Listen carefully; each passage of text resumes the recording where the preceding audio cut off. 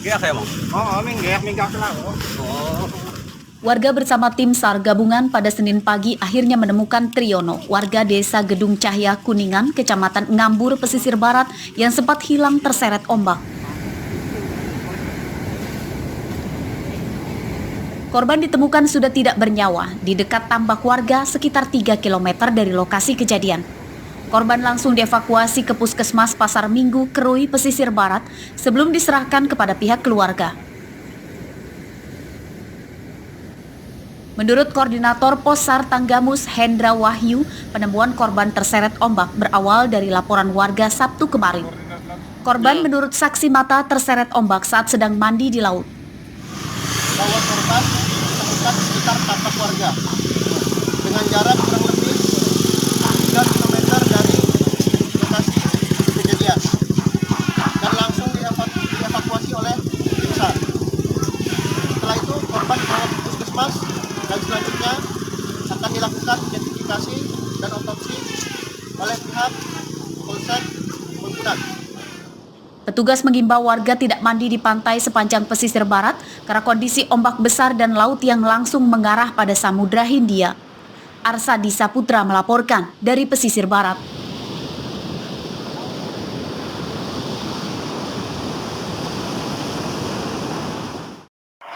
Bawa pergi ayai. Pergi ya. Ini orang ini. Tertangkap tangan warga usai mencuri ponsel di rumah anggota dewan, seorang pemuda sempat menjadi bulan-bulanan basah di wilayah Kelurahan Tanjung Aman, Kecamatan Kota Bumi Selatan, Lampung Utara, Minggu malam kemarin.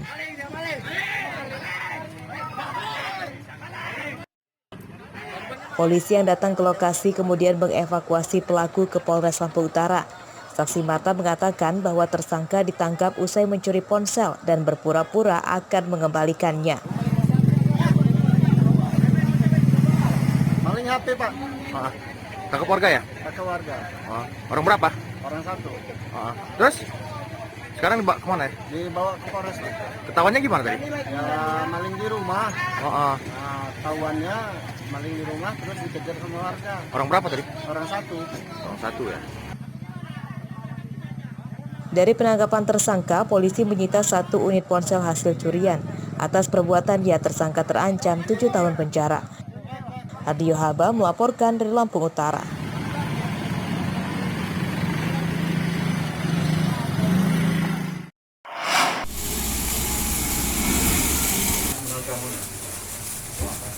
Tersangka pencuri bernama Samsul alias Acung meringis kesakitan saat dievakuasi polisi ke Rumah Sakit Umum Daerah Abdul Muluk, Bandar Lampung pada Senin malam.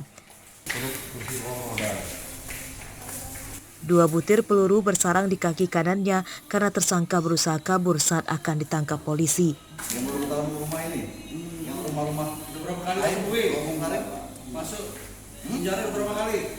Tersangka ditangkap di rumahnya di Tanjung Karang Timur, Bandar Lampung. Tersangka merupakan buronan pencuri spesialis rumah kosong yang sudah terlibat lebih dari 3 TKP. Saat mencuri, tersangka dibantu oleh seorang temannya yang belum ditangkap. Modus tersangka yakni menyamar sebagai pemulung menggunakan gerobak. Awalnya, tersangka mengintai rumah korban dan mencongkel kunci pintu dengan besi. Barang curian tersangka itu kemudian dimasukkan ke dalam gerobak yang dibawanya. Nah, untuk pelaku sudah 2 kali residivis dan ini ketiga kalinya.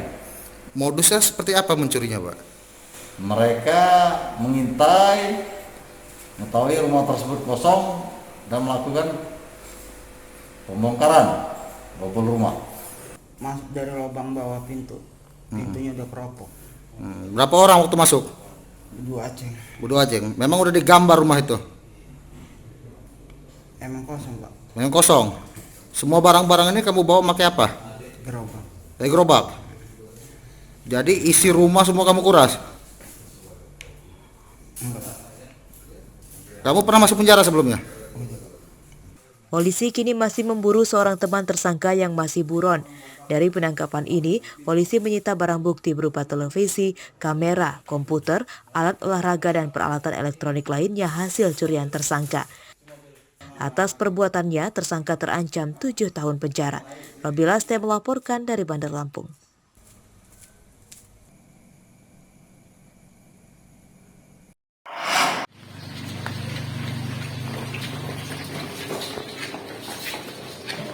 Tim Kobra Polres Lampung Utara Senin siang menangkap 2 kurir narkoba. Keduanya bernama Bung Item alias Nur dan Kurnia, warga Kelurahan Kota Alam, Kota Bumi Selatan, Lampung Utara. Dari keduanya, polisi menyita 1 bungkus sabu-sabu.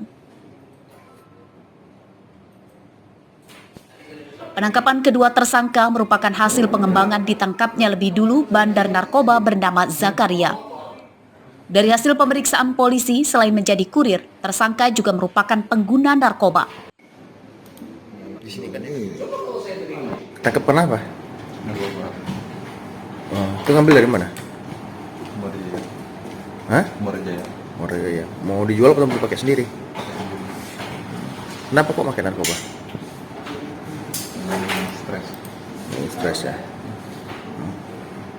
Nyesel nggak kayak gini? Nyesal. Sangat menyesal. Para pelaku ini kami tangkap di 2 tempat berbeda dalam waktu yang beruntun. Dari hasil penangkapan barang bukti diamankan? Dari 3 orang yang kami amankan ini, kami amankan 3 barang bukti. Ini sabu. Mereka ini pemakai atau bandar, Pak? Mereka ini kami duga sebagai kurir. Polisi masih mengejar bandar besar yang memasok sabu-sabu kepada ketiga tersangka yang identitasnya sudah diketahui. Untuk mempertanggungjawabkan perbuatannya, ketiga tersangka dijerat pasal 112 Undang-Undang Narkotika dengan ancaman hukuman minimal 5 tahun penjara. Ardio Haba melaporkan dari Lampung Utara.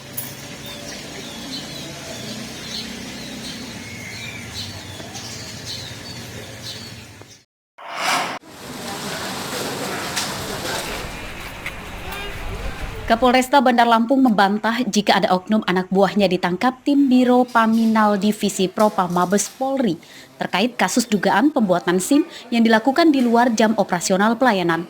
Menurutnya, kejadian itu bukanlah operasi tangkap tangan atau OTT, melainkan hanya sebatas tindakan pengawasan terhadap kinerja pelayanan publik di setiap kantor kepolisian di seluruh Indonesia.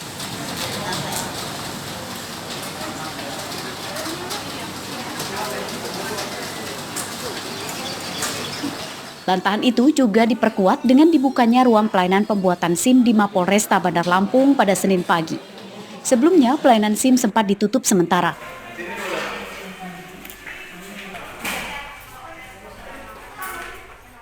Di kantor pelayanan SIM terlihat puluhan warga yang mengurus pembuatan serta perpanjangan SIM meski jumlahnya dibatasi terkait protokol kesehatan. Kapolresta Bandar Lampung, Kombes Yan Budi Jaya pun melakukan inspeksi mendadak di ruangan pelayanan guna mencegah terjadinya kerumunan. Tidak ada OTT. Itu hanya kegiatan fungsi pengawasan yang dilaksanakan oleh Mabes Polri dan Polda kepada seluruh pelayanan publik. Jadi tidak hanya di SIM, tapi juga di SKCK, terus kemudian juga di SPKT kepada seluruh pelayanan publik. Dan tidak hanya di sini. Meski Kapolresta membantah penangkapan 3 oknum polisi dan 1 oknum pegawai honorer di lingkungan Satlantas Polresta Bandar Lampung, hingga Senin pagi keempatnya tidak terlihat beraktivitas seperti biasa. Kapolresta menyerahkan proses selanjutnya dari dugaan kasus pelanggaran yang dilakukan anak buahnya itu pada Biro Paminal Divpropam Mabes Polri jika terbukti menyalahi wewenang dan jabatan. Robi Laste melaporkan dari Bandar Lampung.